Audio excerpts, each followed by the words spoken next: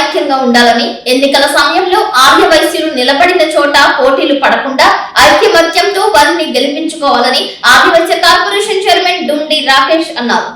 జంగారెడ్డిగూడెంలో ఆర్యవైశ్య కళ్యాణ మండపం నందు పట్టణ ఆర్యవైశ్య సంఘం ప్రమాణ స్వీకారం జరిగింది. ఆర్యవైశ్య మహాసభ గౌరవ అధ్యక్షులు చిన్ని రామసత్యనారాయణ అధ్యక్షతన నిర్వహించిన ఈ కార్యక్రమానికి రాకేష్ తో పాటు మాజీ ఎమ్మెల్యే అంబికా కృష్ణ ముఖ్య అతిథులుగా హాజరయ్యారు. జంగారెడ్డిగూడెం ఆర్యవైశ్య సంఘం పట్టణ అధ్యక్షులుగా మాతు శ్రీమన్నారాయణ, కార్యదర్శిగా కొల్లేపర ఆనంద్, కోశాధికారిగా మద్దుల రాంబాబులతో కూడిన కార్యవర్గం ప్రమాణ స్వీకారం చేశారు. 5 ఉపాధ్యక్షులుగా, 3 సహాయ కార్యదర్శులుగా నియమితులయ్యారు. సమావేశానికి తొలుత జంగారెడ్డిగూడెం సాయిబాబా స్తూపం నుంచి బొట్టాయిగూడెం రోడ్డులోని అమరజీవి పొట్టి శ్రీరాములు విగ్రహం వరకు ర్యాలీ కొనసాగింది. అమరజీవి పొట్టి శ్రీరాములు విగ్రహానికి పూలదండలు వేసి ఘన నివాళి అర్పించారు. అనంతరం వాసవి కన్యకా పరమేశ్వరి అమ్మవారి ఆలయంలో పూజలు చేశారు. జాతిపిత మహాత్మా గాంధీ, అమరజీవి పొట్టి శ్రీరాములు విగ్రహాలకు పూలదండలు వేశారు. అనంతరం నిర్వహించిన ప్రమాణ స్వీకార మహోత్సవంలో భాగంగా రాకేష్, అంబికా కృష్ణలు మాట్లాడుతూ సమాజ సేవలో ఆర్యవైశ్యులు ముందుండి నిర్వహిస్తూ ఉంటారని, ఆర్యవైశ్యులలో ఉన్న పేదలను సైతం హితోధికంగా ఆదుకోవాలని పిలుపునిచ్చారు. గ్రూపులకు తావు లేకుండా అందరూ ఒకే మాట, ఒకే బాటపై ఉండాలని తెలియజేశారు. అన్ని రంగాలలో రాణించినప్పుడే సంఘాలకు గుర్తింపు ఉంటుందని తెలిపారు.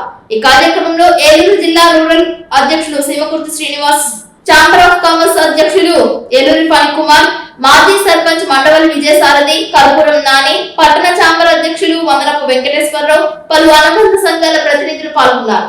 ఈ సందర్భంగా నూతన కార్యవర్గాన్ని పూలదండలతో సత్కరించారు. మధ్య ఆంజనేయ స్వామిని డుండి రాకేష్ దర్శించుకున్నారు.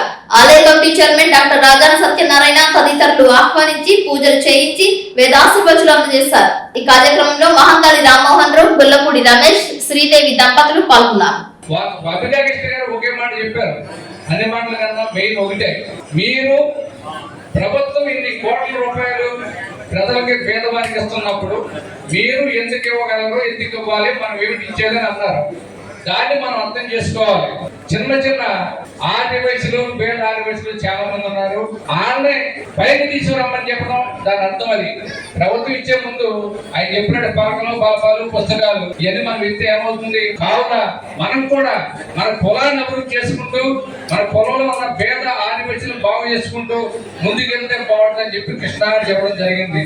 మరి డుండి రాకేష్ అయితే వారి ప్రసంగం ఎలా ఉందో మనం చూసాం. ప్రభుత్వం చేసిన పనులన్నీ చక్కగా చెప్పారు. మరి వారు కూడా అందరూ కూడా రాజకీయాల్లో రమ్మని చెప్తున్నారు.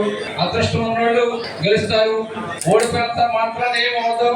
చేసిన ఆర్యవైశ్య సోదర సోదరీమణులకి, అదే విధంగా ప్రమాణ స్వీకారం చేసిన మిత్రులకి, వారి కార్యవర్గ సభ్యులకి, వేదిక మీద ఉన్న పెద్దలు, గురువర్యులు అంబికా కృష్ణ గారికి, శ్రీరామూర్తి గారికి, సిహెచ్ఆర్ గారికి, అనేక మంది పెద్దలందరికీ కూడా నా నమస్సుమాంజలి తెలియజేసుకుంటా ఉన్నా. మరి ఇందాక కృష్ణ గారు అన్ని విషయాలు చెప్పారు. ఆర్యవైశ్యులు అంటే ఎలా ఉండాలి, ఇంతకు ముందు ఎలా ఉండేవాళ్ళం, నార్త్ లో ఎలా ఉన్నారు, సౌత్ లో ఎలా ఉంటున్నాం అని చెప్పి ఇది అందరూ కూడా దయచేసి గమనించాలి. జంగారెడ్డిగూడెం దాదాపు నేను ఎలక్షన్ ప్రచారం అప్పుడు వచ్చాను, తర్వాత ఒక కార్యక్రమానికి వచ్చాను, ఆ తర్వాత ఇప్పుడు వచ్చాను. ఆర్యవైశ్యులు గణనీయంగా ఇక్కడ అందరూ కూడా మన వాళ్ళందరూ కూడా చాలా యాక్టివ్ గా అన్ని రకాల కార్యక్రమాల్లో పాల్గొంటున్నారు.